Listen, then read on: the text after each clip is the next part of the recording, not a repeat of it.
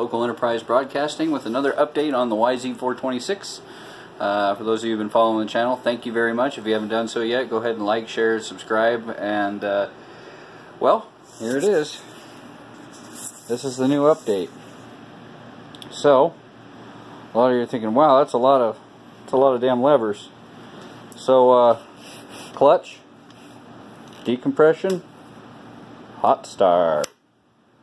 Now some of you might be thinking, man, that looks familiar, and if you're savvy, you'll know what that's from. Stay tuned, I'll let you know. So why don't we go down here. Oh, look at that. No more red knob.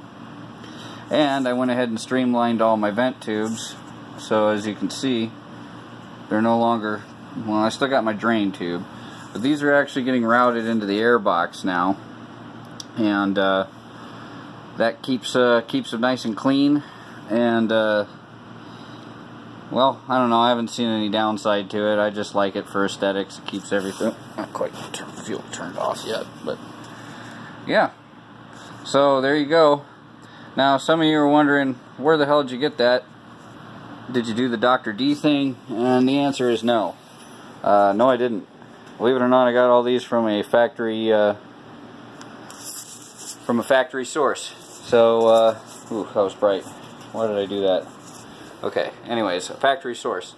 So we'll go ahead and go inside, and I'll show you the part numbers, the bags, in case you want to do something like this. And it's pretty easy. And if you still have the factory decompression lever like I do, this is a real good perch to buy. So I'll stay tuned. We'll show you here in a second. So getting one last good look at it. Okay. So you might be wondering, how did I get all this factory parts? Well, check this out. Honda. But wait, I have a YZ426. But if you want to get a relocator and not spend an arm and a leg, these parts are very, very cheap online. I actually went to my local dealership here at Honda World in I think it's Draper, just south of Salt Lake City. They had a really good deal, and all of this plus the perch that was on the bike, I won't show you the part number on that because that's just an aftermarket MSR. You can get that anywhere. But the point is, the perch you need to buy is from 2002 to 2012 CRF 250R or 450R, or I believe the 450 and the 250X are about the same as well. So, but this is the plunger assembly. So here, I'll go ahead and, for those of you that want to freeze frame it, write that part number down. This is going to have your plunger and your spring, your 90-degree elbow, which is the most important part, and your plunger, like I said. And then this is the cable. So, there you go, guys. So these are the parts you're going to need. And you look them up online, you can get them real cheap. Now, of course, you can order the Dr. D Universal Kit, and that's a good kit, and it works pretty well.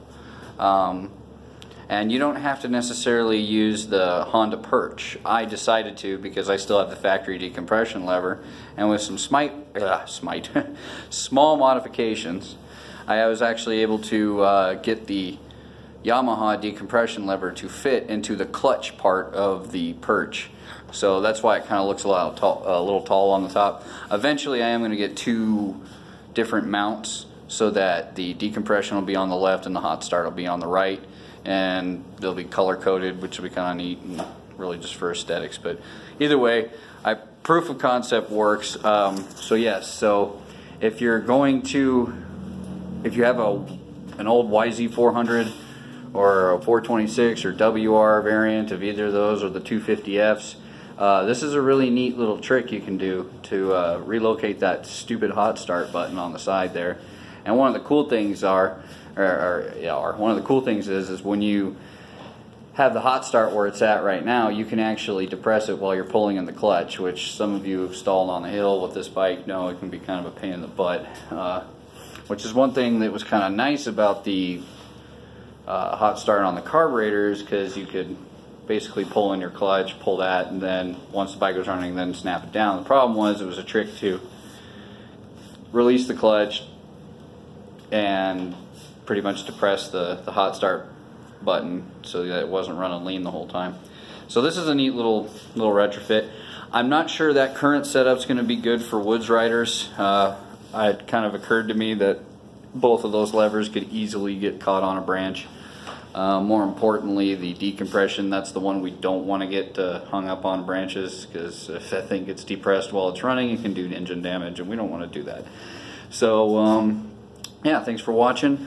If you guys haven't done so yet already, go ahead and check out some of the other content on the channel. Not all of it's related to motorcycles. I do a podcast from time to time with entrepreneurs and musicians, comedians, whatever. I guess you can call me a wannabe Joe Rogan, but whatever. I don't care. I have a lot of fun doing it. I have a lot of fun making these videos, and I hope you guys have a lot of fun riding, and I hope some of the things that I've done so far have helped you guys out there with your old 426s. But yeah, total, I'm sure you guys are probably wondering, how much did it cost? How much did it cost? Actually, out the door, everything with the perch and all, about 60 bucks. And that's not online. That was here. And so the Dr. D kit that I'm aware of, the cheapest one I could find was like 89 bucks online.